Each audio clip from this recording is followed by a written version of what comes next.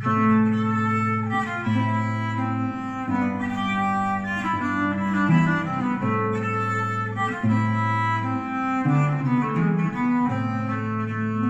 Life and Death of the Mayor of Casterbridge by Thomas Hardy.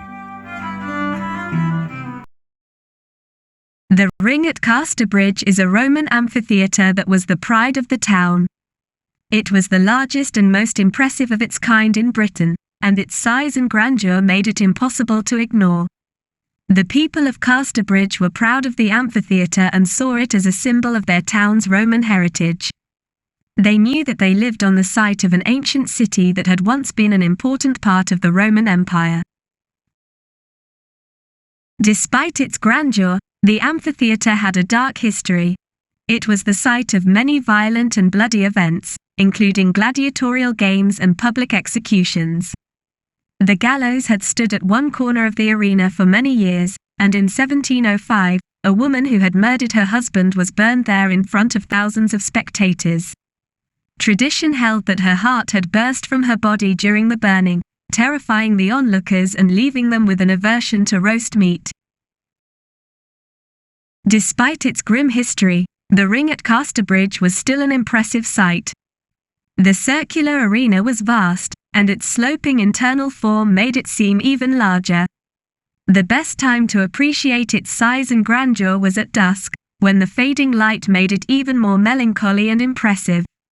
The arena was a frequent spot for secret meetings and illicit rendezvous, but it was not a popular spot for cricket games, as the privacy of the earthen circle made it difficult for spectators to see the action.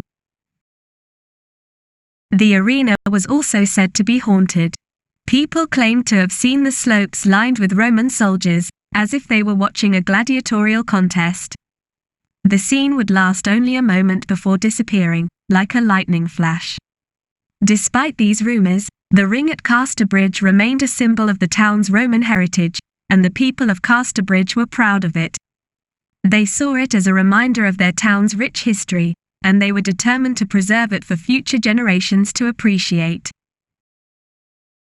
The passage describes the meeting between Henchard and his long-lost wife, Susan, in the deserted Roman amphitheatre, which was still overgrown with grass and bents.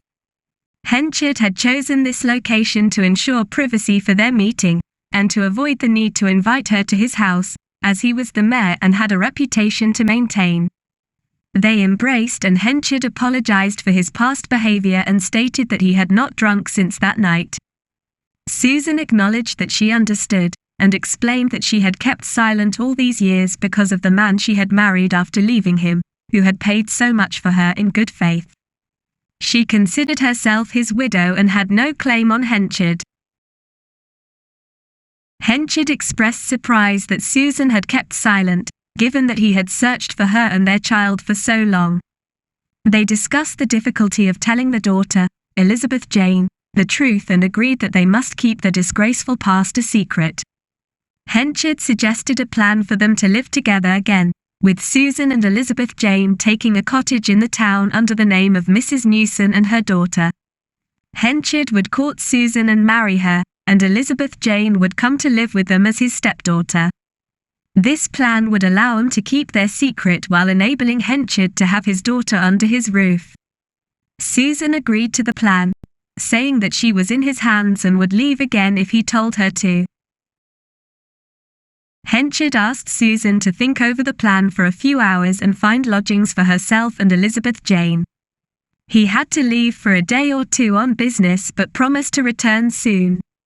Henchard wanted to keep the plan a secret from everyone, including his business associates, as it would harm his reputation if it were to be revealed. Susan agreed to keep the plan a secret, saying that she did not want to cause him any trouble. They parted with a kiss and a promise to meet again soon. The passage highlights the theme of secrecy, as Henchard and Susan agreed to keep their past a secret and their plans for the future from everyone.